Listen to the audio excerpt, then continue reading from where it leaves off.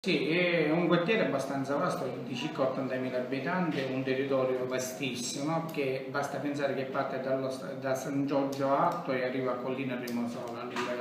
diciamo ai limiti con Lentini. È un quartiere dove da 2 anni sta subendo delle migliorie, nel senso che abbiamo spostato il mercatino di San Giorgio dove succedevano tanti incidenti, abbiamo messo in sicurezza il villaggio Santa Maria Corrette, abbiamo come dire, rifatto un canale che collega il Pigno con il Foccile, abbiamo recuperato tante aree che erano abbandonate, oggi sono aree di attrazione per i ragazzi,